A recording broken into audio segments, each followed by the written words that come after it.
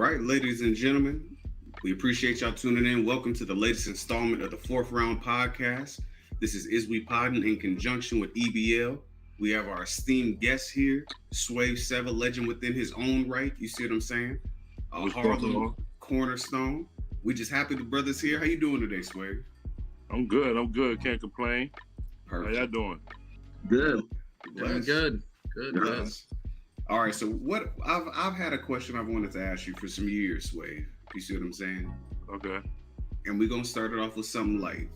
We got a brother by the name of Averb who said, karate only works on other niggas that know karate. You believe that? That's what I was saying. I wanted to ask you for some years. Why you let him lie like that, Sway? I mean, a lie. Maybe he does believe that. Maybe he never had a black belt kick him in his neck. Maybe he never had a fight with a true martial artist to see if it worked or not. So that's one of those things where he might have to just get indulged to see if it worked or not. Like, I could tell you all day, but unless me and him get into a beef where we actually fight, like, he probably would never know unless he fights somebody else of that caliber. Like, okay. You know, we got people he probably fought someone that lied and told him he was a black belt. and got it. He probably whooped his ass. Yeah. Right. And yeah, he probably had some bad. He probably think he was extra tough because he probably beat somebody that they thought was nice. Okay. Yeah, that's not me. Okay. Okay. That's how we started. All right. Speaking of martial arts, Swave, are you a UFC boxing guy at all? Yes. All right. You talking about am I a fan or do I fight? No. Are you a fan? I'm a fan. Yes. Yeah. Okay. So you keep up with boxing and everything? Yes. What did you think of the Anthony Joshua fought recently? He looked bad. Canelo fought. So I guess, what do you think of just the last? Actually, but I've never been an Anthony Joshua fan, bro. Him and Deontay Wilder, although I think Deontay Wilder just hit hard. I don't think he has any technique. I think Deontay's nicer. Yeah, look, I might take that back. Right. I mean, he don't have no technique to me. He just hit hard. He hits really hard, though. He hits very hard. I'm never gonna take that from him. Yeah. But there's no technique. There's no finesse. It's just he looks for that main hit, and he's always swinging. He's always head gunning. And if he hits you, don't get me wrong, you're going down. But if he don't hit you, this is why I think what's the name beat him, like Tyson. Fury. Yep. This is why I think, because they had the first fight, you know what I mean, and Tyson lost, but you could see the technique was better. And then he even said in my rematch, I'm gonna dust him off, and he did. Like, he dusted him off. So I was like, yeah, they want to make little things about the gloves now, and nah, but it is what it is. Technique wise, he got dusted off. Wilder said he lost because he wore a suit coming out to the ring, but nobody told him to wear the suit. Yeah, I mean, listen, everybody got an excuse for why they lost. If he would have won, you think he would have said that? No. Lie. Keep it all the way official. Not at all. Ty, you seem to be frozen, good brother. Yeah. You seem to be frozen. Ty, get out the matrix. You gotta take the blue pill, baby. Seem to be frozen. So that's funny you said that. I just watched The Matrix a few days ago. Huh? I just watched The Matrix a few days ago. Still fire. I ain't like that last Matrix, B. That shit was trash. No, I watched the first one. Oh, nah. The first two. Classic. The first two was my shit. The last one with the girl wound up being, nah, that's Trini. Yeah. Nah, trash. They should have left it alone. Well, I hate when they be taking shit the extra mile and they fuck it up. Yeah. All right. Ty, you back with us, brother? Oh, no. Okay. So I'll just go and we'll figure it out. So while Ty gets that, there you go. There it is. Y'all can hear me good? Yeah. Crispy. All right, I have to re-switch the Wi-Fi, man. My bad, brothers. Good. Since we in the martial arts bag, man, your storyline with martial arts kind of reminds me of them old kung fu movies, right? They meet certain characters. It's like Your reputation precedes you. You know what I'm saying? Right. Has anybody ever tested you in battle rap? Because that seems to be an ongoing angle that, Swave got a black belt. You know what I'm saying? You do karate chops and all that. Has anybody in battle rap ever took it there? You don't got to name names. Has anybody ever tried that reputation? No, but Okay. I'm happy for that though. Yeah. I don't want to be out here. We here to rap. I don't really want to fight nobody. Like I fight if I have to, but I don't want to. So I'm glad niggas respect me enough to respect that aspect. Yeah. But you don't really see me start with nothing. Like everybody bring up me shoving QP on stage, but QP was doing a lot. This when I had braids, he grabbed my hair, like, Right. he was grabbing my clothes. Like he was doing a lot. You know what I mean? Right. So, and then I warned him 3 or 4 times, like, stop touching me. And then even in the battle, one of the times after he touched me, he said, yo, my bad for touching you. Like, he knew what it was. Like, yo, stop touching me, bro. I'm not touching you. I'm not doing nothing. You can get in my face. You can do all that extra shit. I don't care about that. When you start grabbing my hair, he grabbed my braids and twisted the tip of it like what the fuck is you doing, my nigga? Yeah, you wildin', bro. Yeah, I shoved him. He doing too much, bro. Right. With the martial arts thing, this is something I've always wanted to ask, like an older guy. There seems to be like this weird kind of like connection with blacks and Asians, right? Like we seem to be in love with their culture, right? The food. Hold on, you say we? You a martial artist? I used to study when I was a kid. I was never consistent with it, so I can't claim to. But I've definitely dabbled, when I was younger. I heard you say we tend to. I'm like, oh, okay. Well, like black folks, we tend to like. Okay. I got you. Like the martial arts flicks and like the food and things like that. And I've read and seen online that a lot of the Asian culture, they have like an affinity for hip hop, right? Explain what that connection was like for you growing up as a kid, man. And what did you see, like with the balance with the Asian culture and the hip hop? Well, I grew up in Harlem. Okay. Well, for one, my introduction to martial arts wasn't through Asians. Okay. It was through my father. My father was a grandmaster since before I was born. So when I was born into the earth, I came up under a man who trained me under martial art knowledge. Like I grew up, even my punishments. Like if I got in trouble in school, he used to make me do push-ups on my knuckles on rice. You ever threw rice on the floor? And then I had to get on my knuckles, and he used to make me dig in the rice like this and then do the push-ups. Yo, I used to have blood cut. Like to this day, you can't really see shit, but I got scars in my knuckles to this day. Like Jesus, that shit. Yeah. Or kneeling on rice, shit cutting into your knees. Like I used to have punishments like that. So my introduction to martial arts, like even I used to think he was crazy, but as I got older, he gave me a book of disciplines, and those was in that book. So I'm like, oh, this what you was doing? Yeah. So like, my son, he lucky because I don't really do that to him, but I'm thinking about it because he just failed math, so he about to get it. Break out the rice. Yeah. I just went and bought some Uncle Ben's today. That's fair. With that being said, I was looking because here at the 4th round, Swave, like we do a lot of research. We're all hip hop historians, battle rap historians in our own right. You did an interview it's almost 10 years ago at this point. With Hip Hop Is Real, where you actually talked about at a young age, you were actually what you just said, essentially like you were mimicking your father's regiment. Yeah. You see what I'm saying? You were watching him, and you were 2 years old trying to mimic his regiment, doing push-ups like that. next to him and all that. Yeah, it's a fact. And I remember you said you got your first black belt at 14. Mm-hmm. You said that you were decorated in the tournaments, the martial arts tournaments. You said Shotokan was a fundamental where it essentially taught you your first discipline. That was my foundation. That's my father's. That's what he teach. Okay. I came up in the dojo teaching Shotokan. So my first style I ever got a black belt in was Shotokan. Absolutely. And then this is more so my discipline. My father indoctrinated me into Taekwondo. You said that was you a martial artist? I've dabbled early on. Oh, you and y'all dabbling, B. What's good? You a martial artist over here? What about you? Yeah, I did judo and wrestling as a kid. Let's go. So you said Taekwondo was the second discipline. That was where you got your black belt. Yeah. And then you said Joju was your third discipline. Goju, yep.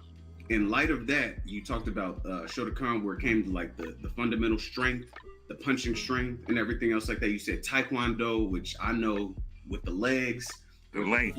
It's a leverage. Full it's a leverage discipline.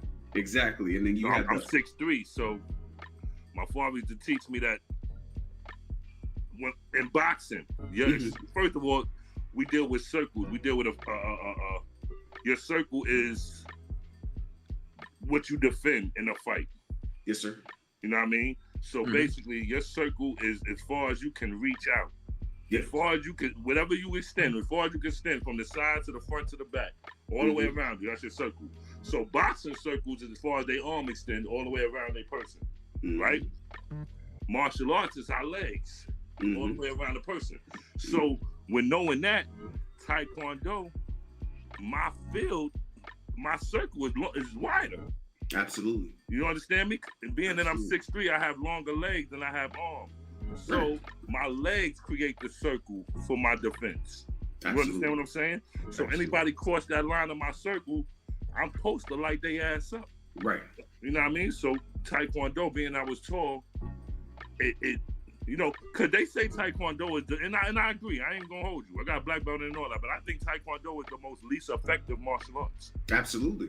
Yeah, absolutely. I wholeheartedly believe that. Absolutely. But I also believe martial arts is like a jigsaw puzzle. So the more disciplines you master, you click them together and you create something different.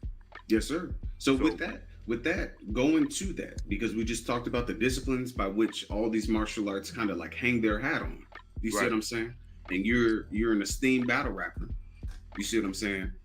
When it comes to that, when it comes to the punching strength, the punching power of the Shotokan and everything, that's punchlines. You see what I'm saying? The legs, when it comes to Taekwondo, that can sometimes be the like, ooh, that's a rebuttal, or that extends your range. You see what I'm saying? I like where you're going with it. And then you have the situation to where it's like Joju, where that's the counter attack, that's the counter writing. You're preparing for somebody who's a great angler, like a Mook, like a T-top, like a so and so on. I would say the Goju is more of a rebuttals, being that you're waiting for the counter. Okay. You know what I mean? Okay. Yeah. So what in battle rap, because you have black belts in certain disciplines in martial arts, what do you feel like you have a black belt in when it comes to battle rap?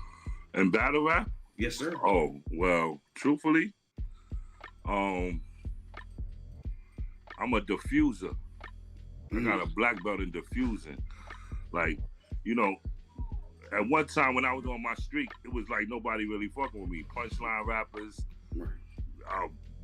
schemers, real talk rappers, the talk to them rappers, the whoever. I used to run through them all. So I felt like any style you put in front of me, I can diffuse it. So I feel like that was one of my main strengths. Like, people used to call me a bully, but I never really looked at myself as a bully because I just hate bullies. Right. But I see why they would say that, but I ain't looking at myself as a bully. I felt like I was a diffuser. Like, I'm so secure with who I am that nothing you're gonna say to me really gonna really hurt me. You know what I mean?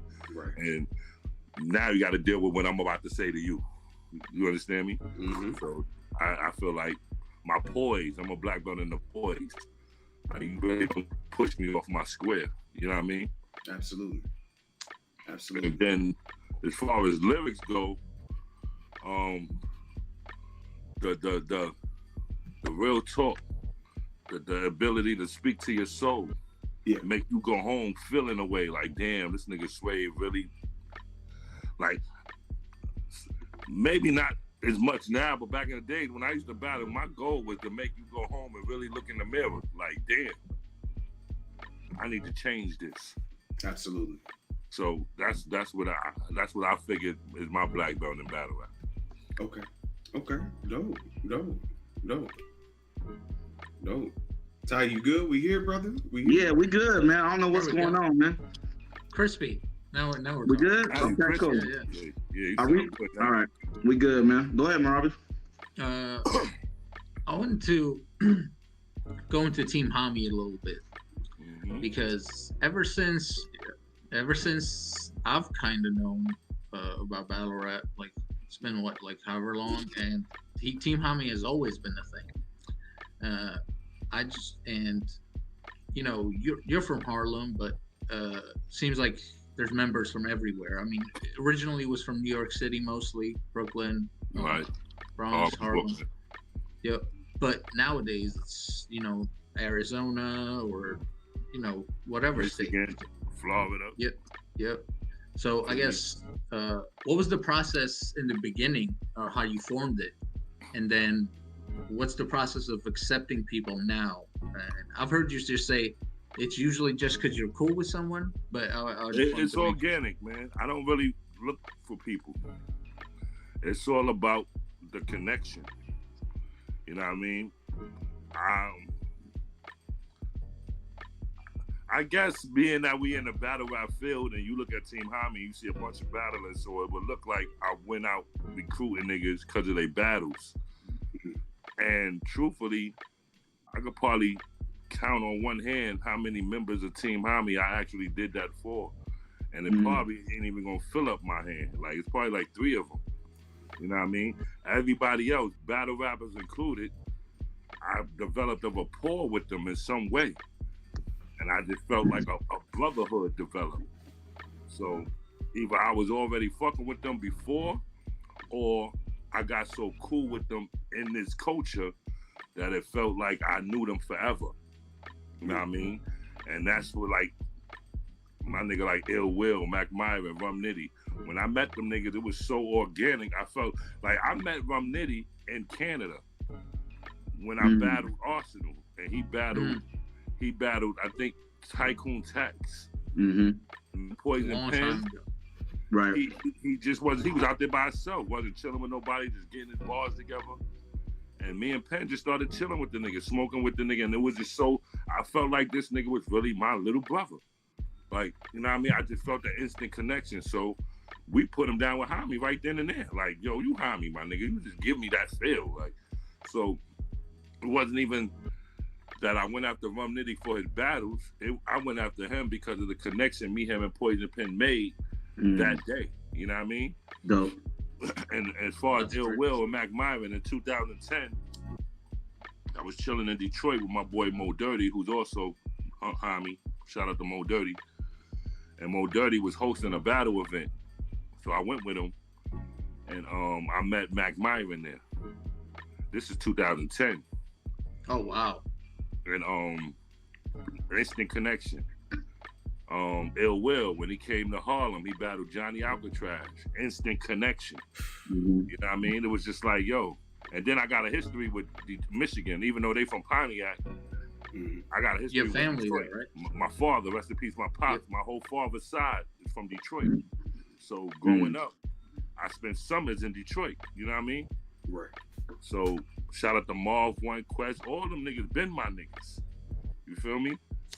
And it just kind of made the connection that way, like through my lineage in Detroit, going back and forth to Detroit. I met Mac Myron and, you know what I mean, Mo Dirty, Marv, One Quest, McCody, they been my niggas.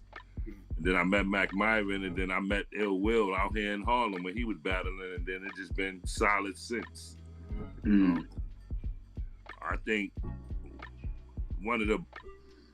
two of the people I recruited because of battle rap was Excel and Jay Murder, which even through their battles, even though I became a fan of them through battles, the brotherhood grew organically. You know what I mean? Because they started coming around, started chilling with niggas, and just started meeting families. You know what I mean? Kids started meeting each other. Our kids done hung out. You know what I mean? So it's like, oh, nah, this is family. You know what I mean? They done met my family. I done met theirs. They done met my wife. I done met theirs. You know what I mean? It's like, really close. It's real close. We eat at each other's dinner tables. You know what I mean? Like literally, like his wife cooked, they invite me. My wife cooked, they invited. You know what I mean? Like it's on some shit like that. Like it ain't just rap. This is real family type shit. That's fire. All right, before you ask your question, Swave, I'm not liking this because you answering some of the questions that I've already put down. Good. You see what I'm saying? You just naturally flowing through these questions. I'm not. I'll slow down. I'll answer. Don't do that. No. You good. I'll give y'all 2-3 word answers. Hopefully I don't. No, please. No, don't do that. Is my Wi-Fi good? Everything good? Yep. It's a conspiracy, Swave. Somebody don't want me to be great, brother. It's a conspiracy, be man. Great, brother. Be great, brother. But check this out, man. Shout out to Verb and Lux, man. Both legends in their own right. Verb with the Hitman Holla battle and Lux with the Calico battle. I feel like they get a lot of credit for, like, amongst the battle rap culture in general, right? They get a lot of credit for those real talk type of rounds, right? And to a lesser extent, Oops with his third round versus Daylight. But Swave, I feel like you was an early advocate for that style, man. If you go back, that shit, nigga, don't be wanting to give me my 5. If you go back and watch, even back in grind time, you was kind of talking to people's souls in the third rounds, brother. So I got 2 questions for you on that tip, man. Number 1, do you feel like you get the credit for that you should? No. Why do you think that is? I don't know. I think because my name isn't up there with those that you mentioned. You know what I mean? The Luxes. Although, you know, I feel like my name is pretty high in the rankings. I feel like I'm not the superstar. So therefore they don't check it. They don't check for it like they would. You know what I mean? I think the people that know, like, if you know, you know. Like, the people that know what it is. Right. People, it's like I get it. I realized that I like when I started battle rap, I started off with fans, and then people would start off as fans, and then if they didn't like me, then they'll work their way away from me. You know what I mean? Right. Now it's like niggas start off not as fans, and I got to convince them. You know what I mean? So it's like backwards now. Now it's like niggas automatically look at me like, oh, he trash, and then they'll see something of me and be like, oh, nah, that nigga nice. You know what I mean? Before it was backward, like they'll start off, now Swave nice, and then either I keep them there, or they'll see something that don't like of me, and they'll be like, nah, I don't fuck with them. Now it's just automatically they don't fuck with me, and I gotta go extra hard to convince you. You know what I mean? Do you feel like you is part of that, Swave, because your words was just so brash and so harsh a lot of times? Did you feel like you was kind of having like a villain rollout, like almost like a heel rollout, even though you seem like a nice dude, right? But in the actual rounds, you feel like you kind of bullying people, right? Was that part of was that intentional, or did that just mean, that was natural? Me. Truthfully, that was just me being me. Right. I never really went into it saying I'm gonna be a bully. You know what I mean? I just being me. I'm a realist. That's what I call myself. I'm a realist. Like, you know what I mean? I do very extensive research, and if I find out something that I feel like, oh, you need to explain this, then you're gonna have to explain it, bro. Right. And you know, I feel like, I'm gonna just say I'm a realist. I'm a realist, bro. I'm not. I dig into your soul and make you pretty much tell on yourself. Right. You know what I mean? That's what Right on. I'm not mad at that. So when it comes to some of that, Swave, when you actually come down and you're like speaking to people in that discipline, right. Do you feel like, because you said it used to be a situation by which it was people who were fans first, and now you're in a situation as to where it's like they start off as detractors. Yeah, you know what? I also think it's an age barrier. I think, you know, I'm older. I've been doing this like 13, 14 years already. Okay. And I feel like with battle rap growing is also ushering new fans and younger fans. And the younger fans are coming in with whatever new battlers is coming in that era. And those are the fans of that person. So a lot of, I'm gonna just keep it real. A lot of young dudes don't do a lot of research. They like what they like. That's in front of their face. You know what I mean? Mm-hmm. They don't really do the research on, like, when I was growing up, even in hip hop, not even just battle rap, I came up on my hip hop, but I also did my research on the rappers that came before them. Right. You know what I mean? Right. I don't think a lot of people do that. Now that's why I be having a lot of argument. Not even battle rap. I have a lot of argument with young niggas who say some shit like 504 is better than Black Thought. And I'm like, nigga, you ever heard of Black Thought? You know what I mean? And then I say some shit like, you ever heard of Black Thought album? And then they'll be like, no. And I'm like, so why am I even arguing with you? Like, right. You can't even argue. Like, you just saying that because all y'all see in front of y'all is 504 and y'all love Pop Smoke. Rest in peace, Pop Smoke. But you know what I mean? But you don't sit here and tell me they're better than Black Thought and Redman because that's my era, and you ain't never even did the research on them yet. Like, Yeah. And that's what this era. I find that this era does that a lot. They don't do the research like that. They just want you to show and prove them right now. Like for me to show and prove this young nigga, I got to pull up a Black Thought right now. You know what I mean? So I pull up him on Funk Flex. Like, here, look at that. Then niggas like, oh, nah, he nice. Yeah. Like, oh, see what I'm saying? Like, y'all niggas don't even. Right. That's what I got to do with battle rap audiences now. Oh, Swave trash. What? All right, listen, I'm going to kill this nigga. I battle a nigga, then they be like, oh, it's not. Swave, give it up. Like, all right, see, it's a little something different now. You know what I mean? Yes, sir. Yeah. So, with that, because I was going to go somewhere different, follow me with this, Swave. Okay. My man's Marabi just listed the individuals that you have brought into Team Hami. You see what I'm saying? Hold on. What? What about it?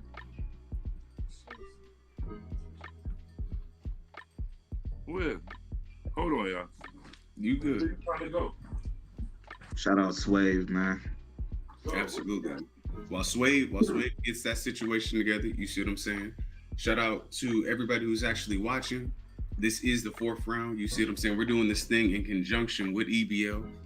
We are Is We Poddin Podcast. The link to our YouTube will actually be in the description.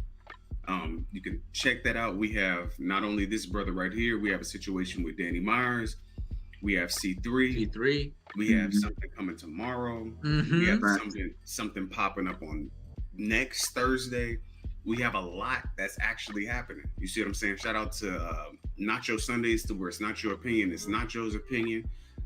Tech Thursdays with Dave and myself, where we break down everything from, I guess, iPhone developments and updates and things like that to cryptocurrency. Magic the Gathering, Dungeons and Dragons, whatever it is, you can tap in with us. See what I'm saying? With that being said, we got the king back. My fault, I'm on daddy, my son. You good, bro? He doing his chores. He told me I don't know how to. I told you, man, he failed math, so he working. So now he coming to pound, Dad, I need help. No, you don't need no help. Oh. My fault, but go ahead, y'all. You good? Nah, so I was just saying, like, when it came down to I used to be that kid. Team Hami. Me too. Yeah, we all. But when it actually comes to y'all, Team Hami, y'all have always been a thing in regards to being cornerstones of the battle rap history. Period. Okay. You see what I'm saying? And one of the people that I really enjoyed and got like indoctrinated into was a lot of those Detroit rappers, because I was living in Detroit at a beautiful point in time where the Ill Wills, the JCs, those types of brothers was coming up. QP was rapping still. Marv One had been a thing for a decade at that point. Now, you also being from Harlem, I have to put you in a precarious predicament, if you don't mind, good brother. I ain't scared of nobody, bro. With that being said, what do you think Ill Will's win-loss ratio would be against Harlem rappers? Oh, you put me in that kind of position. Hold on, man. I knew about this question, so.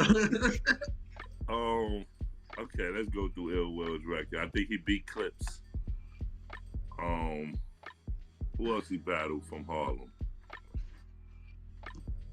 I know he hasn't battled. What's the brother's name? I know he hasn't battled. He ain't battled nobody but Clips. And Head Ice. He battled Head Ice. He battled Head Ice. So do you think that he would have a winning record with the remaining individuals from Harlem? Or do you think that Harlem would beat Ill Will? That's what I want to ask you. That's the better question. Let me phrase that. I plead the fifth. Okay. Okay. You can do that. Because I don't think many people can beat Ill Will. You understand me? I actually think Ill Will will beat Lux. He already beat Clips. No man, that. Him and Head Ice is a hard one to gauge, but maybe I edge Wolf. Okay. right? But it's close. Right.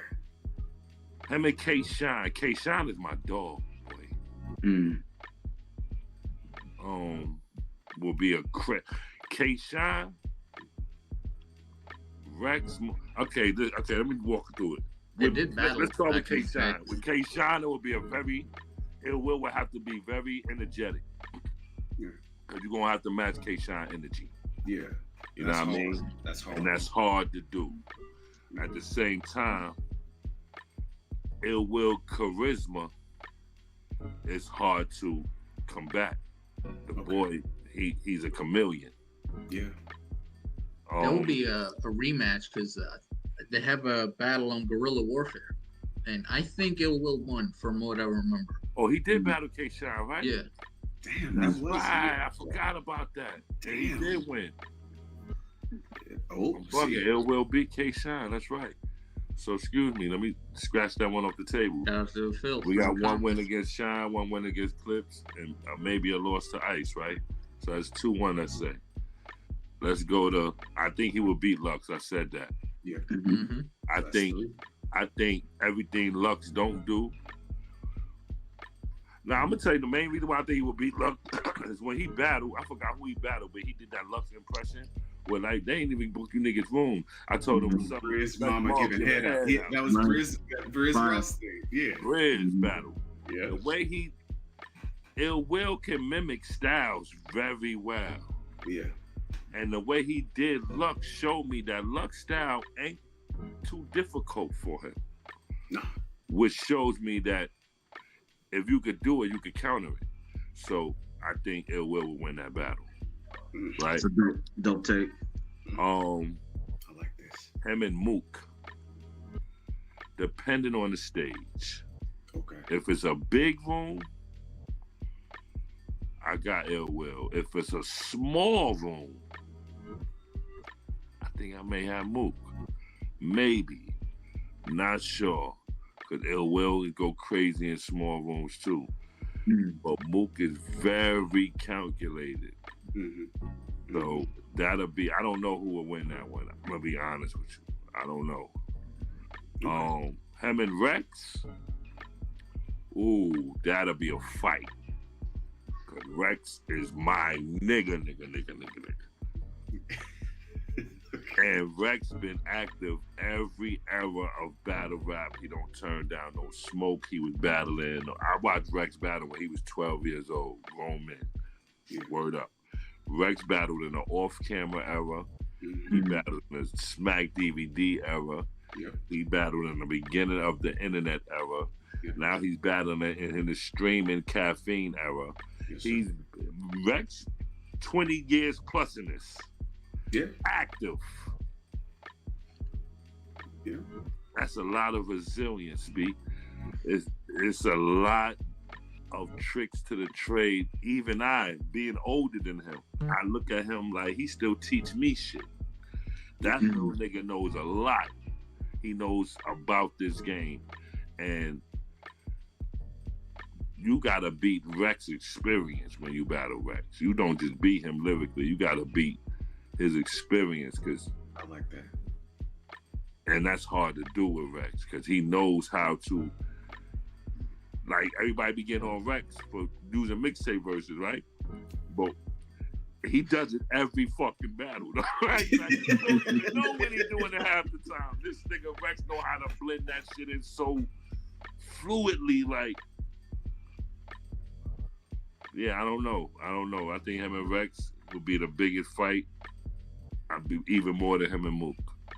Okay. So I don't know. So he probably went even in there. Like he probably it'd probably be even. Okay. I respect. Thing about Rex is like even when people say he loses, or you might initially like T-Top, I thought he lost easy. But then I go back. But don't get it fucked up. And I'm like, he might have won. Don't get it fucked up though. Don't this shit always. If any of this happened, I'm standing on Hami's side. Harlem, yep. That's my homie. Wow. So definitely behind Ill Will though. You know what I mean? I'm rooting for Ill Will through all of them. I gotta go with Hami. You know what I mean? Yeah. But those my brother. And anybody that know me know I always root for Harlem in any other circumstance, unless they going against a Hami. You know? That's tough. All right. So it's Harlem or Hami. Hami or Harlem. One or the other. Now, okay. Going on back to what Cal brought up, I wanted to ask you, you have young kids, so I'm sure they put you onto all these Harlem and Bronx drill rappers, like these Didi Osama, Shy K guys, Kenzo Balla types, and that I'm sure you're happy for them that they're blowing up and whatnot, but it comes with a lot of murder. Everything is on camera. You must have heard me say this shit in an interview before, because you saying everything I said in the interview. Like, I don't knock nobody hustle. I'm from Harlem. Get your money, but I don't like it. I don't like what it incites. I don't like what it represents. I don't like that they trying to keep making it represent. Like, hip hop is getting dangerous, and we used to try to get in this to escape the madness we was living in the streets. You know what I mean? This was our way out. Like, this nigga Biggie, me and my nigga IP was gonna sample this and use this as a song back in the day. But Biggie said, either you're slinging crack rock or you got a wicked jump shot. Like, yo, son, classic. This is like or hip hop. Like, that was like my three choices: crack rock, jump shots, hip hop. Like, and you know, I tried all of them. I played ball, I sold drugs, and I rap. And I felt like with hip hop, it was my best chance.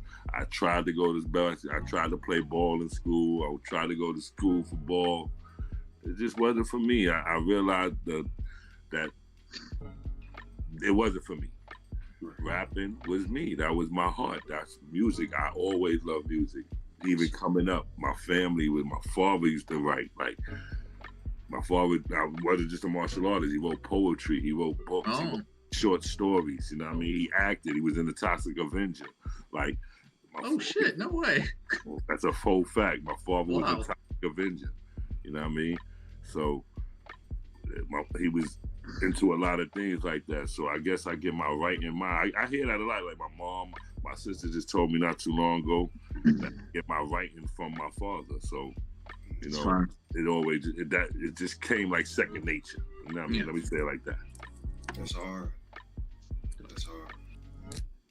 Swave, there's been an on and off again debate online about which era was tougher for battle rap. Is it the era that we're in now with 3 rounds where you have time to research your opponent and Google things and hop on their IG, or the era from the days of old where you went 7, 8, 9 rounds, but you got to recycle some of those raps? In your opinion, which era was harder? And could you give us some? You say what? This era. Really? Okay. Hands down, because for one, just by the fact that we got to recycle bars and make it easier. Right. We got to keep writing. You know what I mean? This era is more. It's more direct. It's more pinpoint. You know what I mean? It's more cutthroat. It's more. Yeah, you're right. We get to research our opponent and tailor rounds to that opponent. Before, we used to just go, like, I used to battle in like 16-man tournaments where we didn't even know who was in the tournament getting to the venue. Niggas would sign up and they would just start pairing niggas up, and there'll be a winner by the end of the night. Like, you have the whole 16-round tournament right here. Everybody doing a minute a round, a minute. You know what I mean? You lose, you get eliminated, and they go from 16 to 8 to 4 to 2, and then 1. You feel me? And this is like, those was freestyle, those was premeditated punchline battles. Like, those were those. Like, but we ain't know. You would see your opponent when they called his name. Yeah. Swave battling Solar System Samuel, and you get up and you, oh, that's this nigga that was over here trying to get. You start thinking, oh, that's this nigga that was over here trying to trick on this chick at the bar. Yeah. Like, that's what I used to do about it. You know what I mean? Like, being I don't know who these people are, you probably see the name, but you don't know who the face is until they step on the stage. And then you like, oh, this the nigga I just seen over here arguing with his girl. Oh, this the nigga over here that look like he ain't had no money to buy a drink. Oh, this the nigga that, you know what I mean? You start and then boom, go. And then also they was to beats, you know what I mean? DJ Right. played a beat, and then, you know what I mean? So it was a little different. Right now, though, with everything being so exposed, the internet, you know what I mean? Niggas can look up your past, but that's another thing we ain't have. I ain't had the luxury of looking up niggas' past battles. Right. Back then. We ain't had that. I ain't had to see if a nigga got smushed in his battle, or if a nigga got killed, or if a nigga was nice, or if a nigga violated, or, you know what I mean? I ain't get to, so it was all, everything was punchlines back then to me. Right. I mean, everything was just shock value. Right. You know what I mean? That's why I used to love Eminem when he came out, because Eminem whole style was how I used to battle. You know what I mean? I used to think of crazy shit like that to say it. You know what I mean? I told a nigga back in the day some craziest shit. I'll never say it again, but what I said, I only fuck crazy bitches. No, I said I only fuck pregnant bitches. That's crazy. What I said, I only fuck pregnant bitches. That's crazy ill. Cause if the bitch don't give me head, the baby will. Like shit like you know what I mean? Like bugged out bars like that to make niggas go, what the fuck? That was it. Hold on. I'm on a listen, out, please. I'll come to you in a minute. Out. I'm on a call right now. Listen. That being said, shout out to y'all who are listening. Appreciate y'all for tuning in. The brother giving us some exclusive knowledge. You see what I'm saying? Fire. Giving us dope history, man. So what you doing then if you know? Yeah, hello? I thought you got in trouble with your wife for repeating that bar, man, for a minute, man. Kind of sound like it. Yeah. Swave, I got a follow-up question, man, and I don't want you to get offended by it, but something I've actually thought about, and this is my only chance to ask you, bro. How do some of the OGs from that era go from memorizing 7, 8, 9 raps and being able to get through them flawlessly for free, and then fast forward so many years where some of you guys have struggled to get through 3 rounds and get paid for it? Say it again? Okay, how do some of the OGs from back then, right, go from being able to memorize and repeat 7, 8, 9 rounds of material, right? And then they were doing it for free for the most part, right? And then now in this era, sometimes you guys struggle just to get through 3. So you saying how did they do it back then and can't do it now, basically? Basically, because I feel like y'all from an era where like you had to be ready. Like you go to different neighborhoods and different cities, and you had 7, 8, 9 raps memorized. But it's like now it's like, okay, you only have to memorize 3, and sometimes you guys struggle with that. You know, people that are from that era. I think because now they're definitely more pinpoint and more tailored to the opponent, and people are writing bars strictly for opponents that you definitely, like, you know, when you write something you hype about, you definitely want to say it. So now we really focus on getting certain bars out. Before, like you said, we were recycling. We knew these lines already, so it wasn't really, you know what I mean? Now we like, and then you got a lot of people that work last minute, that prepare last minute. Right. You know what I mean? So they might prepare and not fully have it memorized just yet, and just might have some fire shit, but didn't really work on their memorization process that well. So, but they still want to say what they got because they know it's fire. Right. Okay. Between that and the energy that the crowd give you, you might mess up. You know what I mean? You might get too excited, might get anxious, you know what I mean? It might jerk the jitters a little bit. Right. So, you know, it's a lot of factors to come. I don't even know. You know, certain people. No. You know, you got people out here like Tay-Rock that never really choke. You never see people choke. So you got people out here that still give it up. You know what I mean? Rex, you never really see Rex choke. He been doing this since then. Yeah. Like I said, Rex know his little tricks of the trade, though. He got his little keys that help him. You know what I mean? Yeah. I agree. I agree with you, Swave. In light of that, before I ask my follow-up question, me observing this so long, I'm a rapper myself. I be battle rapping right here on EBL's platform sometimes. You see what I'm saying? Just don't have the time to actually travel out. But like certain people do have tails. If you watch Right. people long enough, people have a reset lines or Right. reset phrases, or like you see it's a lot more prevalent now than it was back then. Glock 9, Maddox clap, gun dump. Da-da. You did it against Twerk where you said, "What's this? What's Yeah. this?" Yeah. Like people do have. It's a little bit more obvious. You see what I'm saying? Now in this, it's a little bit more obvious. 'Cause Right. back then it was like, well, this battle didn't happen on camera. Da da da da. We have no frame of reference to what y'all saw. But when we have 100+ battles, watching somebody and they're like, you know what I'm saying? My name's Swave, Big Grave, dictate. Like, you see what I'm saying? I dictate everything around me. The shit's great. Like, if my name's Swave is a reset, we gonna see it after 100 battles. We Right. freestyling now. You see what I'm saying? But with that being said, we see the people in the battle rap community, specifically Math, Easy, Verb, yourself, have transitioned into more like media-facing roles. You see what I'm saying? So now that you're in this space, you see what I'm saying, with that type of situation, what have you learned now, and what have your eyes been open to now? Now that you've gone from simply being the guy who we know as being the guy for battle rap into a media personality. When you're looking back at battle rap with your media lens, what have you learned now? Have you learned anything differently? You know, do one thing. observe things differently? You know what? One thing I used to hate about media when I was just battling is that I hate the fact that media focus so much on the drama, right? Okay. But now being in media, I see why y'all did that. I get it, and I'm starting to learn algorithms and the number thing.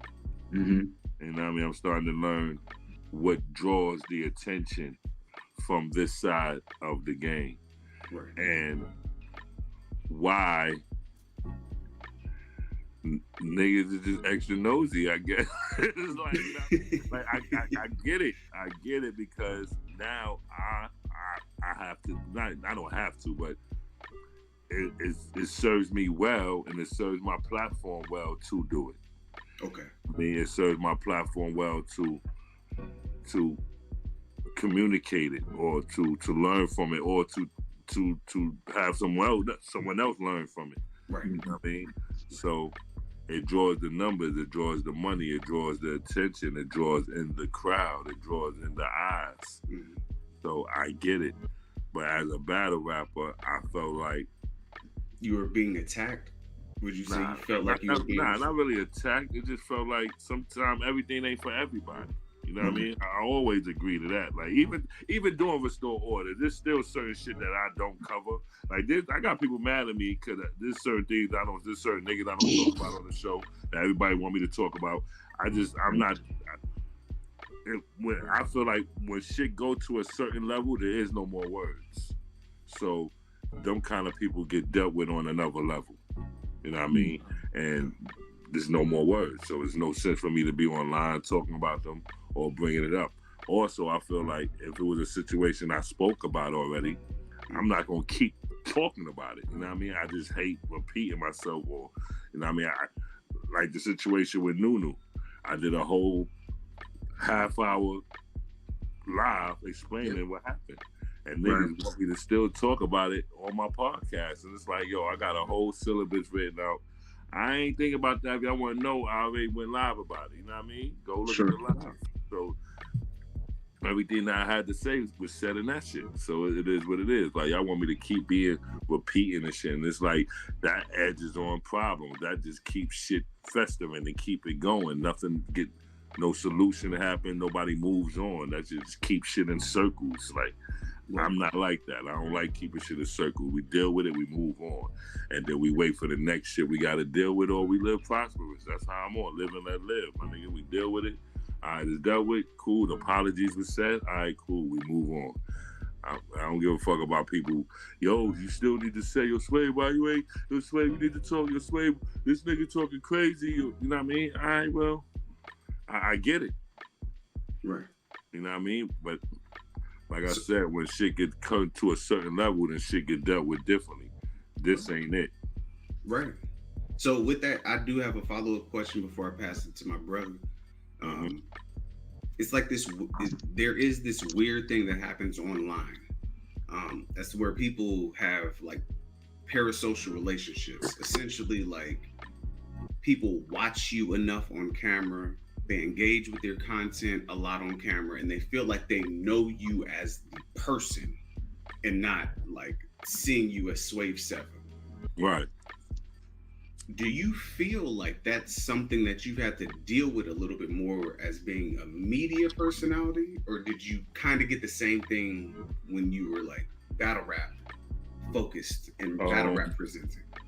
I feel like more in battle rap. Media, not so much. I mean, people know me as Swave. I think because I'm Swave already, you know what I mean? They just accept me. Okay. Like people know me as Swave, so they see me doing the media, I'm still Swave. Just, you know, or... But I think I got to be in a battle rapper more. You know what I mean? Okay. I think it came with that side a little bit more. That's fair. Now we are on a audio and virtual battle platform, so we got a question. Okay. In the comments is how does he prep for battles and memorize his material?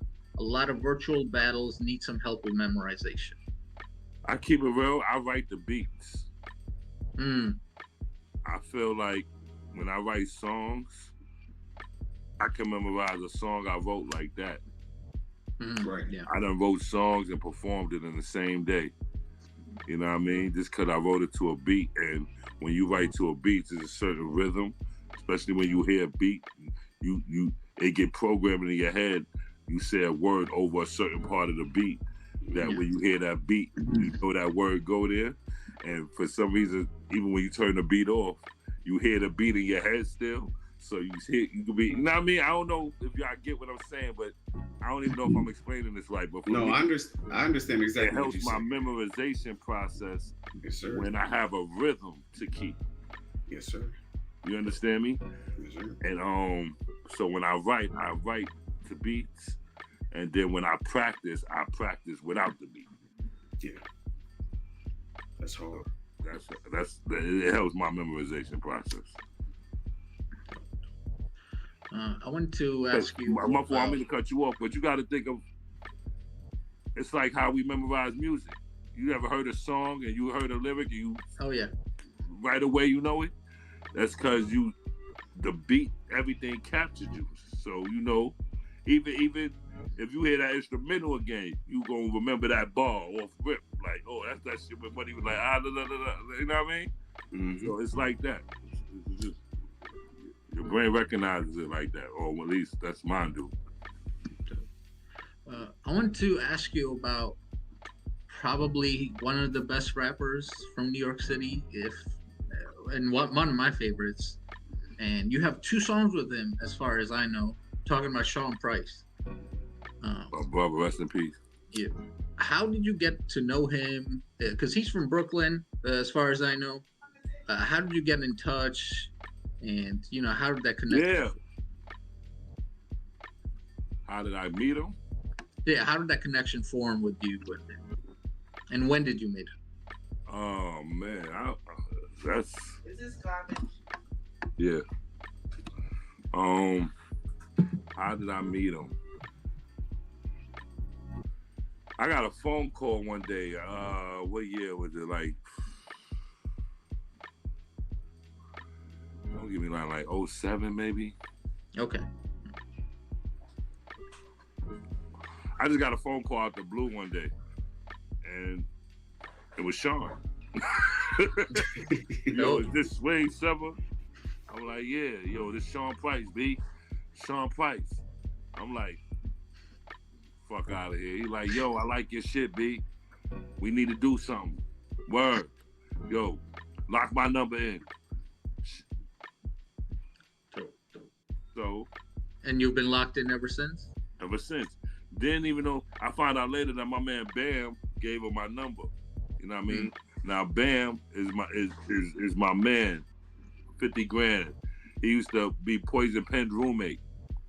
So we go way back. And Bam used to intern for Duck Down. Oh. So he know the whole boot camp. Poison Pen know the whole boot camp too. Poison Pen was actually signed to Nervous when they was like, you know what I mean? Mm-hmm. So he dealt with them on some label mate shit. And Bam was working for Duck Down at one point. So they all knew each other. And me being a member of Stronghold, me, Poison Pen, Breeze Everflowing, Immortal Technique, DJ Static, we had an underground clique back in the day, Stronghold. You know what I mean? Lifelong. And I used to always chill, and they knew how much of a boot camp fan I was. Like, I was a big Helter Skelter. Me and Ike P, we used to shop demos back in the days, and they used to call us the Harlem Helter Skelter. We used to hate it, though, but I also was a fan. Smith & Wesson, Helter Skelter, OGC, Buckshot. Like, I always been a fan of them, they music. Always been. Even being from Harlem, I knew they was Brooklyn niggas, but I always been a fan of that kind of music. Especially Buckshot. Buckshot used to he held New York down for many years in the early 90s. Like Buckshot, who got the whole Black Moon album. Into the stage, yeah. Nigga, that album was fucking a soundtrack to niggas at one point. You feel me? Right. And then I respected Buckshot, how he brought his crew in. And there was always like a dream of mine. We used to always have our little squad and be like, yo, we gonna kick the door in and usher everybody else in. Like Buckshot did with boot camp niggas. Like that was always like me and Ike playing. Cause me, Ike, and my man Pro, we used to be a rap group called CVs and all that. And my man Delic, the nigga, rest in peace, Delic, he taught me how to rhyme. He had a record deal where he was like our Buckshot. And once he got in, he bought me and Ike out. And you know what I mean? And then we were trying to do that kind of formula, you feel me? And so we always respect the boot camp movement, always. So after fucking with Penn and hanging with them, had me hanging in Brooklyn all the time with these niggas.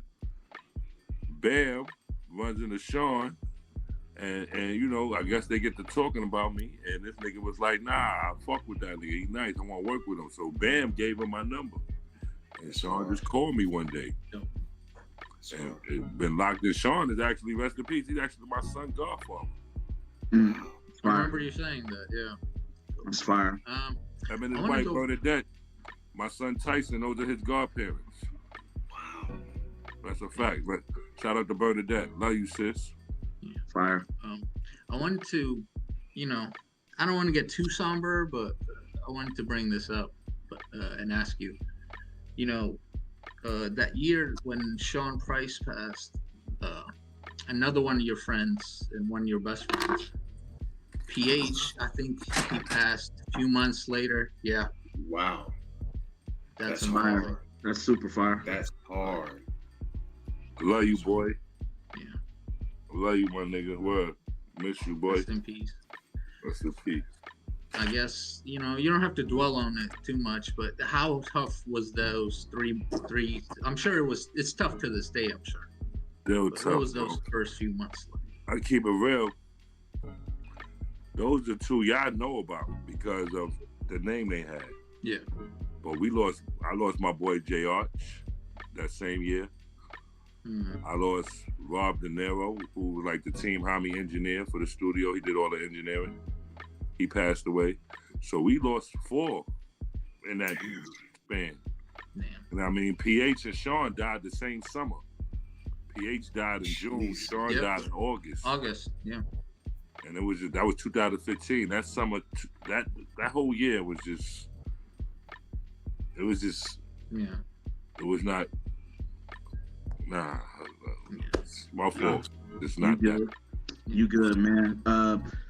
My boy Marabi had brought up some of the artists, you know, with Sean Price and, you know, Boot Camp Click. Shout out OGC and all those guys, the representatives and Smith & Wesson and all those guys, right? Swave, I know you run around with guys like Immortal Technique, Poison Pen. Right. Breeze Ever Flowing, Cannibal Ox, them type of guys. I know you've done some touring overseas. What's it like getting that European money, man? Because a lot of battle rappers from the States can't say that, right? What's that like? Okay. I fucking love it. I love it. I love everything but the plane ride. Right. I love it. You don't like that 10-hour ride? Almost. I'll be done in a minute. Close the door. Yeah, the plane. I don't like being on plane more than 3 hours. I hate going to Cali. You know what I mean? I keep it real, Right. but I love when I land. You know what I mean? Right on. I love I just recently, in September, I went to Europe with Immortal Technique and Chino XL. Chino XL is one of my favorite artists, man. He doesn't get a lot of credit for those shock value punchlines. I feel like him and Big L was kind of like the innovators of that style. Yeah, you love Chino. Yeah, I love Chino, man. Yeah. Chino. I learned a lot from Chino as well. Chino XL is he epitomized a great MC. Like his breath control, right? His cadence. He knows how. Like Chino. Sometimes I hear him rap and I be like, yo, he off beat, but it's not even that he off beat. He know how to manipulate his patterns. Cause he always land on the snare. It's like, yo, it's weird. Like, how you do that? Chino's ill, man. Yeah. He is ill. He's very super ill, man. If you're a Chino fan, I understand. Yeah. No Complex. I go back to '96, bro. Like No Complex. That came out when I was in high school, man. So I'm an I prefer Immortal Technique to Chino XL. I'm not saying Chino not dope. I grew up listening to. I mean, listen, they both my brothers, so I'm not mad at you either way, bro. You know what I mean? Yeah. I love them both. Them both, and they both hold lyric. Artist-wise, they both do something else for me. You know what I mean? Like Chino, technicality in his lyrics and his bars and the way he spit. It makes you strive to reach another level. Like Chino got the glow when he rap. I always tell him that you got the glow, ass nigga. Like you feel, you know, right? You got that glow, you know what I mean? Chino be rapping like he reached the last level. The final level, his final form. How the youngins be saying it? The final form, whatever that shit is. Yeah.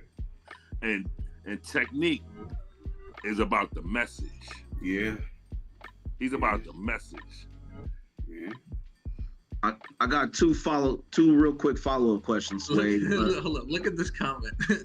Chino raps to a different part of the beat. White people dance to a different part of it. The snare and the hi-hats. He does that with words. Nah, Chino, when he raps, his voice is like an extra instrument on the beat. Yep. Yeah. Right. You understand what I'm trying to say? Yeah. Like that shit is brilliant to me. Yeah. Chino's dope. Yeah, I got two real quick follow-through questions, Swave, like while we're talking music. Now, we know hip-hop is like a global phenomenon, right? It's worldwide. I feel like a lot of people, or this new generation, they kind of tend to associate hip-hop with just raps, right? And forgetting that it's a whole culture with the graffiti artists and the DJing and all of that, right? Right. It's very flashy now too. It's become super materialistic, right? You know, we went through the shiny suit era in the late '90s, as I'm sure you remember, right? Right. Could you please explain to all the viewers, man, that kind of being dirty and grimy is kind of part of hip hop? Like that's kind of like a missing element. You know what I'm saying? Like, could you break that down for us? Because I've noticed your music is very grimy, like boom bap type music. So could you? I think music is versatile, and I think we had our grimy era. I think we have our grimy department of. We have the grimy department. That's where the niggas that came with the baggy jeans and Timbs and you know what I mean? We had our grimy, dirty era, and truthfully, I think that's where some of the rawest hip hop came from. Absolutely. Really, be real. But we also got our bougie rappers. You know, we also got our party rappers. We also got the gangster rappers. You know what I mean? It was part, I guess, we'll stay dirty. No, that's too different. You said it right, Swave. It's too different. Let me not do that. Mad I said that. I'm sorry. Yeah, it's too different. But it's different departments. You know what I mean? I think hip hop. I think each one of the departments had an era. Okay. Each one of them had their own era. You know what I mean? And the early '90s is probably the grungy, dirty era. You know what I mean? Niggas like Redman talking about let's get dirty. Like it was that era. Like Right. Even down to the Smith and Wessons, they used to be on their grungy shit. The Bucktown, home of the gun clap. Like it was a vibe. But if you look at the video, it looked like a bunch of dirty Brooklyn niggas running around. Like, but it was the thing. Though everybody wanted to mimic that look. Though. Right. God's effects in the sewer. What's more dirtier than a fucking sewer? Right. But it was the era. You know what I mean? Fire. I got one final music related question, man. Harlem has a rich history, right, with the going back to the Harlem Renaissance with Langston Hughes and all of that, and obviously a rich battle rap history with guys like yourself, Head Ice, the Luxes, the Mooks, the Rexes, the K Shines. Could you talk to us about Big L for a little bit? Like, how important was Big L to where you're from? L was the GOAT, bro. Come on now, this Harlem. L was our first Eminem. Lyrically, he ain't make the money that M made. He should have, but L had a rep in Harlem. Nigga, they want to see L on a mic. Niggas hated going to ciphers and seeing L. Like, damn, you niggas prepared their best rhyme. Right. You see L, you like, oh. Right. L was one of them niggas. You know what I mean? He made you push your pen too, because he set a bar. He set a bar in Harlem. You know what I mean? He had everybody wanting to reach that level of lyricism. You know what I mean? Fire.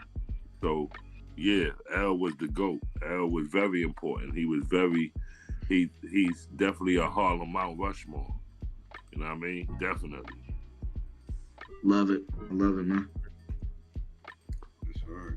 So with that being said, Marabi, you can ask, I want you to ask one more question, good brother.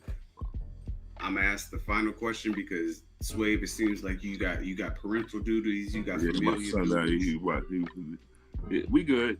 Oh, we good? Okay. Oh, we good? Okay. Yeah, we good. Okay. You want me to go? Yes, sir. Yeah, I got some. I wanted to ask you. He out there driving my sister crazy. That's what it is. That's my sister out there going. You know what I mean? She like, listen. I'm like, all right, I'm coming, but good. I want to ask you. So you battled Tink and Ars, who are all known to be disrespectful and kind of push the limits of what you can say and should say, and you are one of the not few, but you're one of the more outspoken ones back in the day about, don't say this and this, and don't say such and such about my family. And I guess I wanted to get, where do you draw the line, I guess? Because I remember Tink mentioned a fake family member, and that was fine with me. So I guess, how real does it have to be for you to kind of step in? Okay, it has to be real. Tink mentioned, he said something about use my newborn daughter's mouth as a lifestyle or some shit. First of all, I hate bars like that. I just hate bars like that. Disgusting. I mean, I know I just said a bar similar. I was gonna say that I think that might be karma, Swave. That might be karma coming back. But that was 90s, and I was young Swave, ignorant, stupid. Yeah. I was just saying shit to get a reaction. Right. These niggas, this is calculated battle rap now. Now we calculating shit. You know what I mean? Shit, you really thought about that? Like this is, it's weird to me.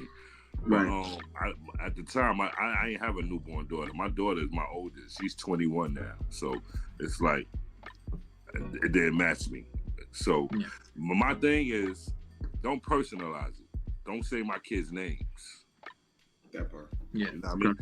Mad niggas be like, yeah, I run in a building, kill your kids. I don't give a fuck about that.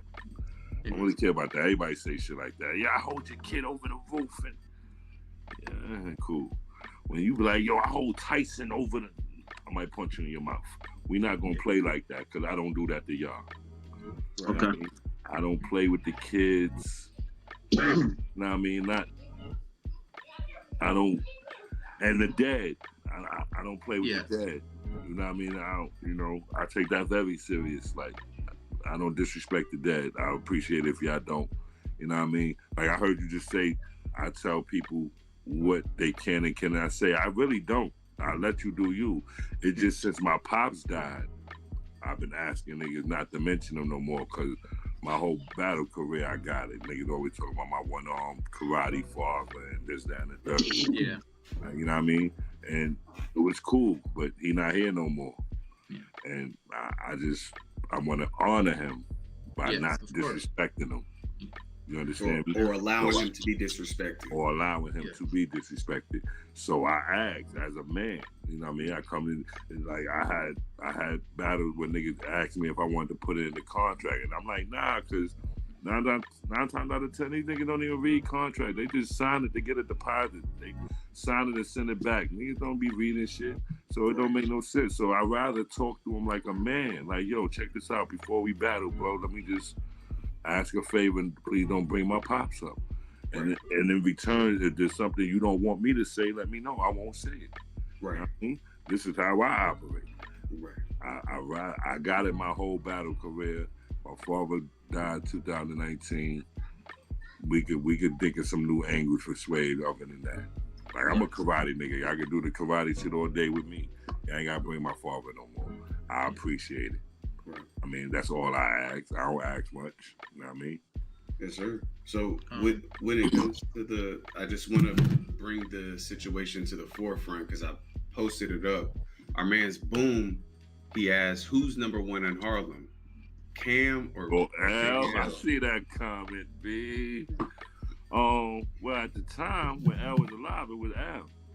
I'm not gonna hold you. When L was alive, it was L. But you know, now Cam surpassed all of L's numbers. He made more money than L ever made when he was alive. Cam owned businesses. Cam will be number one now. You know what I mean? Because he's still here. He's still clicking. You know what I mean? But at the time, it was L. If we was talking Children of the Corn times, it was L, bro. Yeah. Fire. Sway, we was talking about martial arts earlier. My stepdad and my uncles put me onto a lot of martial arts joints when I was a kid, right? With the VHS tapes, you know what I'm saying? Right. These are my 5 favorite joints because I'm gonna ask you yours, right? Enter the Dragon, 7 Grandmasters. Ooh, classic. Bloodsport. With Jean-Claude Van Damme? Yeah, Bolo, yeah. Yeah. Classic. Chinatown Kid. Ooh, what you know? Man, come on, man. Come on, man. Get out of here, brother. I'm about to pull out the collection. Alexander Fuswang, man. Don't play with me, bro. Don't play with me, B. What you know about Chinatown? And Triple Irons. Never say that one. That's great. Yeah. That's fire. I love it, bro. And Triple Irons. You know what I'm saying? Now you mentioned the Raid. You mentioned the Raid Redemption. I like the Raid 1. I was watching that right now. Raid Redemption is part 1. Okay, yeah. Yeah. But I want to hear your 5, man. Give me maybe an honorable mention or 2. I'm so much an enthusiast in this. I got errors. So Raid. Okay, let's get it. Raid Redemption will fall into my era now. You know. Okay. What I mean? So we going back in the days. We got to do 5 Deadly Venoms. Okay. We got to do Chinese Super Ninjas. Okay. We got to do Born Invincible. Okay. 7 Grandmasters. Fire. And Shogun Assassin. Shogun Assassin. Is that the joint where the samurai had the baby in the cart with the weapons? Yes. Come on, man. Yeah. That's Lone Wolf. That's fire, bro. Wait, you talking a tie? That's you talking a tie, bro. Yeah. That's fire, bro. Now look, Sway. Now me and you talked briefly Saturday. I had brought up Ron Van Cleef and the Black Dragon. Yes. I got a question for you, man. This is just something between me and you. They may not get it in the chat, bro. Okay? All right. Just between me and you, good brother. Okay. Who do you think was better, man? Ron Van Cleef or Jim Kelly? Yeah. Yeah. Y'all hit the like button. Y'all subscribe. Y'all like. Oh my God. Yeah. Uh-huh. Yeah. Yo, listen, you want to hear crazy? What's My up? lineage is from Van Cleef, where my father lived. My father's from Detroit. He moved to New York, met my mom, of course, and had me. He lived in New York for 20 years, but when he was studying here, he was studying here under Von Van Cleef, Okay. right? But my father's favorite martial artist is Jim Kelly, Mm. right? So I grew up looking at Jim Kelly, Bruce. I know Von Van Cleef. He's 80 years old and he still be competing to this day. Still I know active. that. Right. He's still active, bro. Mm-hmm. I'm gonna say Von Van Cleef. Sorry, Okay. Pops. Okay. I'm gonna say Von Van Cleef, and here's why: versatility. Okay. Von Van Cleef, he mastered animal style. He mastered Tiger Claw. He mastered Shotokan. He mastered Shorin-Ryu. He mastered Ryo Kashu. You know, Jim Kelly was Shotokan. He was strength. He was power. Mm-hmm. But he really didn't go deep in the martial arts. But that Shotokan, wasn't nobody fucking with Jim Kelly and Shotokan. Right. There's a clip online, Swave. I don't know if you've seen it, but it's actually competition footage of Jim Kelly from back in the day. It's probably like a minute long. Yeah. He had that same crooked kick, that same crooked roundhouse right. Crooked ass kick. I used to hate Right. it, but it was strong as a. Right. There was a martial art demonstration I was at when I was about 18, 19 years old, years ago, right? And there was a dude who was speaking. Jim Kelly was there, and I don't know if y'all remember Billy Blanks. Y'all remember Billy Blanks? Yeah, Tybo. Yeah, of course. Uh-huh. Yeah. They was there. Wesley Snipes was there too. Okay. Everybody was giving their little testimony, I guess you could say, on their introduction to martial arts. And the dude that came up with Jim Kelly was talking about Jim Kelly's crooked kick, right? Excuse me. He was like how he challenged him because he didn't understand how he was so revered and his kick looked like that, right? So they joked it, put it all in a playful manner, making everybody laugh and all that. Right. But then he got to the point where he was like, when Jim Kelly accepted the challenge and actually kicked him with that kick, nigga said he never felt nothing like it in his life. And this nigga was like a 7-time world champ.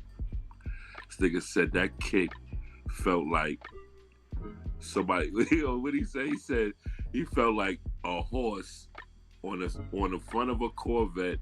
The Corvette stopped short and the horse legs come flying straight at you. Jesus, yeah.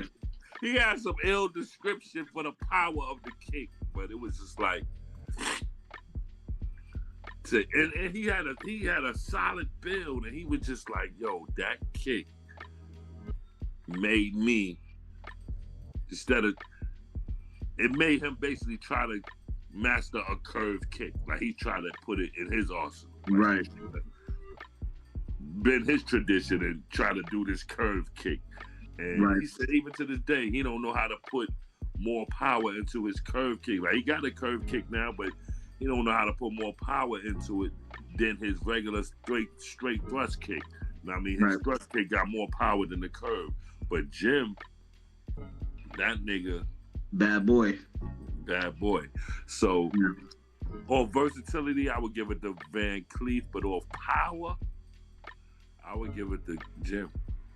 Okay, I got one more question, man, because this is such a dope conversation, bro. Yeah. What do you think about your boy Michael J. White saying that he could mop Bruce Lee? I hate it. That's a lie. And I got so much respect for John White, bro. Uh-huh. I think he's one of the best martial artists on film in the world right now. Be real. Okay. But I think his ideology sometimes, or how I think I think he's dangerous because he knows he's dangerous. Mm. You understand me? Yeah. And that's dangerous. And That's I think you understand what I'm saying by what That's ill. No. That's dope. Keep going. Yeah. I like that. I like Yeah, that's ill. That was ill. That's great. You might have to use that as a tagline. I'm dangerous because I think I'm dangerous, and I know I'm dangerous. I know I'm dangerous. He is dangerous, but he knows it. He knows it, and he knows that other people know as well. Okay. So he speaks that way. He speaks like, yo, I got physical gifts. You know, I was gifted growing up. You know, he says that a lot. Like, you know, I was talented growing up. I'm faster with my speed. And you know what I mean? He always digs himself up a lot. Right. I like that. You know what I mean? And you know, that's why I think he would have never beat Bruce. Mm. That's exactly why I think he would have never beat Bruce. Because for some reason, for you to be such a great martial artist, you believe that size really means something. Nigga, I done knocked out niggas bigger than me all my life. Why did you skip past that, Swave? Like you didn't just say what you just said. Why did you just skip past that like you didn't just say what you just said? You said that you think that size really means something. Because he said that. He said he would beat Bruce because he's bigger than him. But I'm like, you being a martial artist of all people know. Look, y'all know who Hoist Gracie is? Of course, Hoist Gracie used to make niggas tap Speaking out of Van Cleef, he was in the UFC. Why would you think size in this field, like we deal with body locks, pressure points. I know where to hit a big nigga to make him not fight no more. Like, why would you think to use that excuse of all people, of all things you could have said? You said you were bigger than him, so what? We talking about Bruce. I don't know. I know you fast, but you're not faster than him. Nope. You know what I mean? And he said Bruce wasn't a fighter. Bruce wasn't a paid fighter. He wasn't getting paid to fight. But if there's some footage of him competing. Any of y'all ever read Bruce Lee book? The Tao of Jeet Kune Do? Yeah, back in the day. Anybody read it in here? You said what? Did any of y'all ever read it? No, that's Tao. Yeah, I did. Yeah. Okay. You remember how he was talking about how he used to try his styles out? He used to go pick local fights and bars and test the shit he would just to see. He would go actually try it. Like Bruce Lee used to take himself to the limit to the point where he would go start bar fights just to see if this shit was effective. And if it didn't work, he would cut it out and tweak it. This is where Jeet Kune Do came from. He questioned everything. Yep. We talked about like, yeah, UFC and MMA is so popular now. He was the first guy to really mix it. Yeah, for real, you really want to be technical. He learned his footwork from Ali. Not even a martial art. He looked at Muhammad Ali for footwork. This is where he get the bounce. Yeah. And I saw you say, like I said, Swave, we don't play here. When we admire people, we don't interview everybody. Excuse us. People listening. We don't talk to anybody. We talk to the professionals. We talk to the masters of their craft. You said that in that same interview where it talked about fluidity, and you quoted his own quote where it talked about be like water. Be like water. And that's a true martial artist's dream. Be fluidity. Yeah, and you talked about to where it was very disorienting to a lot of martial artists because the strength comes from the foundation, and he's boom boom moving, and people are like, wait, what are you doing? Like, where's the punch coming from? And then you see what I'm saying? Just that quick, the kick comes from here. It's still coming from foundation though. Yeah, exactly. But he's channeling it from the earth. It's coming. Bruce was different.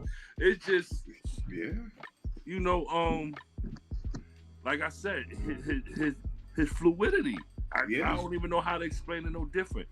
Bruce fluidity, and he mastered angle striking. He struck from different angles. This is why he was so effective fighting any side. This is why I'm so confused about what Michael John White was saying. You feel me? Like you bugging, bro. And you know this. And I know you know this because I see it in the way he fight. He's an angle striker. Yep. He don't strike traditionally. You know what I mean? Niggas striking from here. Like, you know what I mean? It's a little different. Yeah. Don't just do center line. You know what I mean?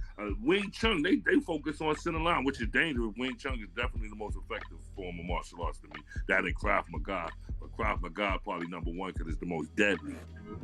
You know what I mean? That shit is the most deadly. Krav Maga, that's the Israeli martial arts, correct? Israeli form of martial arts. It's close quarter combat. But if you look up the most effective forms of martial arts, it's going to have Krav Maga as number one. But I think that's bogus because I think Krav Maga is number one because it's deadly. Because it's deadly. They focus on killing niggas. They want to rip throats out and all that. Wing Chun is the most effective, period. All around the board. Yeah. All around the board. It covers everything.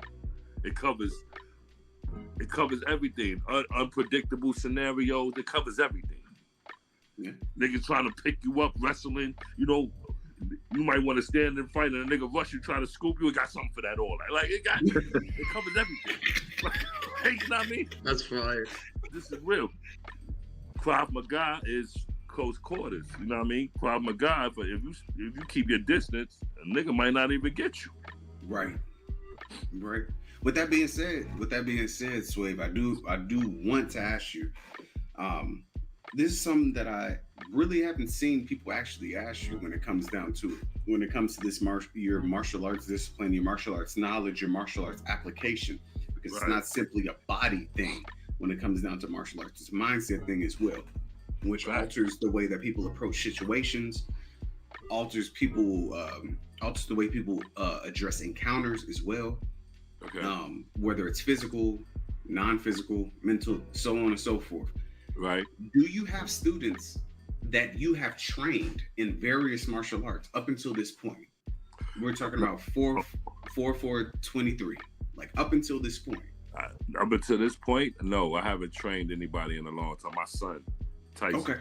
That's about it. But I used to teach. I used to train New York City bouncers. Wow. You know what I mean? There's a lot of bouncers to this day that know me. We go to certain clubs in New York. I see mad niggas I know because I probably used to train them how to restrain niggas and walk them out. Right.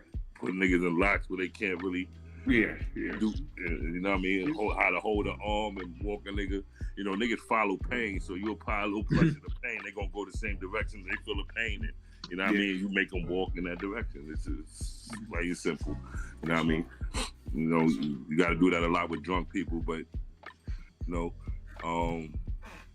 but up to the day, I don't have any. I got students out there in the world that I've trained before. I don't know where they at now. I probably could find some on Facebook. You know what I mean? Rest in peace, my man Metaphysics. You know what I mean? Me and him trained together. I wouldn't say I trained him, but we trained together, but he passed away not too long ago as well. So, you know what I mean? So, you know what I mean? With that being said, this is my last question for you. My brothers may have other questions, other follow-up questions. But we were speaking about when it came to essentially like respecting people who have transitioned. You have things in your not in your contract, as to where you have a contractual obligation when it comes to words with other men. You see what I'm saying? We talked about the Sean Price thing. We talked about all of the encompassing factors. You see what I'm saying, Sway? Right. So when it comes down to in battle rap, we see the individuals like your brother who's also transitioned, who's also heavily respected. We have PH. You see what I'm saying? I saw you almost get into an altercation with somebody played with your brother's name. Yeah, don't play with the name. That goes back to saying I respect the dad, bro. I don't disrespect your dad. Don't disrespect them niggas' name. Exactly. We got him, and I had the utmost respect for him. When he transitioned, they literally named the street after the brother. Everybody loves him. He has a different level of respect in battle rap. Then we have LB the Boss.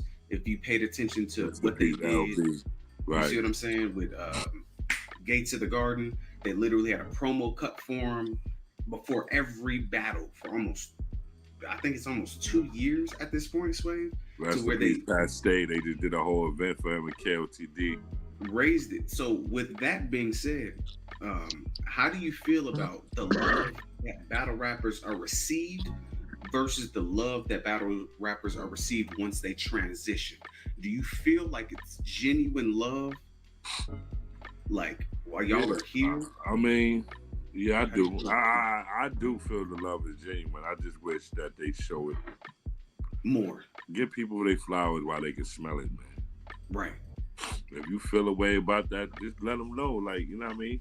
I hate that it takes somebody to die for everybody to come together. You know what I mean? Yes, sir. Like, I mean, it's I don't know, cause I just feel like give them their flowers while they can smell it. Me, you know what I mean? Yes, sir. You know, I'm pretty sure, like the families love seeing the love, so that's a beautiful thing. Like the families of the deceased see everybody coming together.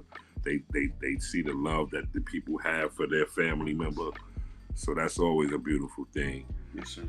And but you know, also, like for instance, PH.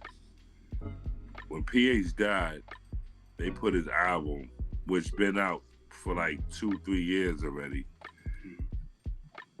on a Billboard. It was listed in Billboard. Orange Moon over Brooklyn. Yes, sir. Yeah, I wrote about him in Rolling Stones. All this great ass article too. Right. But if I felt this way about him, why didn't you do it before? Yep. Orange Moon over Brooklyn came out 3-4 years ago. Why they hit Billboard then? Right. Now all of a sudden he dead. Oh, and it's a brilliant album. It was a brilliant album then. Right. You know what I mean? Yes, sir. So that's the type of shit I'm talking about. If y'all really felt that way, y'all should have been said it. Don't do it now. Like, I'm glad y'all did it. Thank you. But at the same time, my brother would have loved to see that. Yeah. He would have loved to have seen that. Yeah, don't simply do it now. Y'all should respect the artists while they're still living. Right. And then blow it up. You see what I'm saying? If they happen to transition. You see what I'm saying? Right. So Swave, I agree with you. I just wanted to ask you that respectfully, as a man of your cloth, a man of the craft. Like I genuinely wanted to ask you that specifically because people don't necessarily like to speak on those types of things. People don't feel comfortable, or people don't want to be disingenuous or like not actually know how to articulate themselves. I feel like you were a brother that I would actually trust with that to get a genuine response. So I thank you for that and being transparent. No doubt. Appreciate it. I appreciate these questions. I appreciate this talk. This is therapeutic. Right on, man. I got one. This is the last question I think for the interview. I got one statement and then one question, Swave. Let it go. First off, bro, I think you're a super legend. You know what I'm saying? You was one of the first people I seen. I got out of the joint in 2012. You was one of the first people I seen that was consistently 30ing people, bro. Like I remember this. You had a reputation for that. You know what I'm saying? Yeah, I had my reign, bro. I seen an old interview with, I don't know if you remember Battle Rap Chris, white dude that used to do interviews back in the day. Oh yeah, I remember that. Yeah, I remember you saying that was a good website, battlerap.com. Battlerapnews.com, man. I remember you saying a long time ago, Swave, that you want to battle Paste, Hollow Hand, and Bender. Rest in peace, Bender. I always wanted to see you versus Bender. You know what I'm saying? Now that I've given you all your accolades. Now Danny beat you, Swave. Danny beat you. Okay? All right. I gave you all your flowers. Danny beat you. Okay. But that's my comment. But this is my follow-up question. Right. You and Danny were the early advocates for that phrase restore order, right? Okay. Getting things in battle rap in line, getting all the BS out of it. Right. In your opinion, Swave, in 2023, what still needs to be restored, man? What needs to change in 2023, in your opinion? Good question. What needs to be restored now? I got pulled into the middle of some shit. And shout out to ARP, shout out to Beasley, shout out to URL, shout out to RBE. But I hate the fact that they rivalry is so deep. Yeah. And if I could snap my fingers and restore anything in battle rap, it'll be that. Eliminate the lawsuits. Niggas shake hands like men, so we can plan this mega battle rap weekend where all the leagues come together and sell out the Garden or something. So that you said that was your dream event. Yeah, bro. Like, if I could snap my fingers and restore anything in battle rap right now, it would be the URL RBE rivalry. Because, you know, it drives a wedge, man. It drives a wedge, and it's creating this false narrative where even battle rappers feel like they gotta pick a side.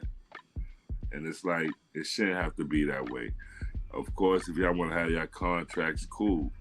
But y'all can still come to the table like men and have a sit down and discuss future matchups or using each other's talent. Or there's always a way. Right. You know what I mean? And I feel like niggas is just so far removed from doing that they just on some old fuck that I can never work with them. Lawsuit this, lawsuit that, I'm gonna do this. And I fuck with both of them. You know what I mean?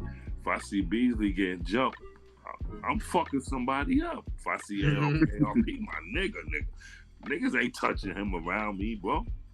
So it's like, yo, man, y'all niggas put me in a weird position as y'all friend. You know what I mean?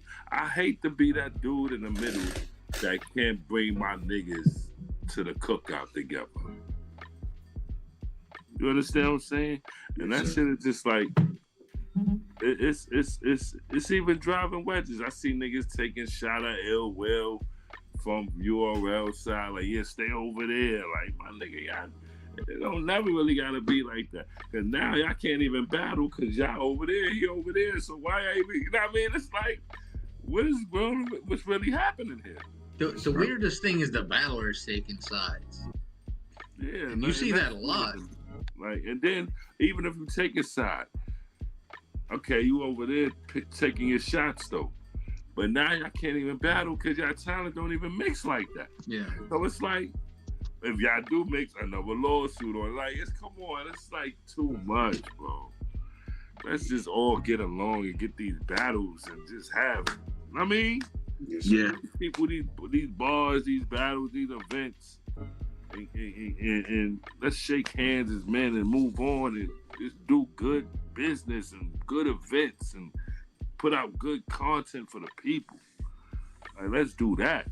Yeah. That's what I would change right now, B. If I really had the genie lamp, I wish y'all niggas stop that bullshit. Let's get to this, man. Let's shake hands. Y'all good? You good? You good? All right, come to the table. Hey, yo, let's plan this mega thing. That's all right. Swave, we appreciate your time, good brother, man. This was a dope interview, man. We appreciate you pulling up. You know what I'm saying? Even though your son needs your attention and all that. Yeah. You know what I'm saying? Yeah, but we can do push-ups now. We appreciate that. Hey, would you do us a favor, Swave? Would you share this on your Twitter? Yeah. Share the interview on your Twitter. Right on. I'm not savvy. I'm still learning this StreamYard shit. So send me the link to share. I'll share it, B. I got you, brother. We appreciate you, Swave. Yeah. Thank you very much. Thank you. So with that being said, thank you so much for actually tuning in. We have a classic interview here on our hands. We have the God himself, Swave Sevah. If you wouldn't mind liking, subscribing, leaving a comment, rating this, not only doing all that, Poddin will be in the description. Join if not the EBL Discord, join our Discord. It's a family affair. You see what I'm saying? Thank y'all so much. With that being said, Marabi, go ahead and take us out of here.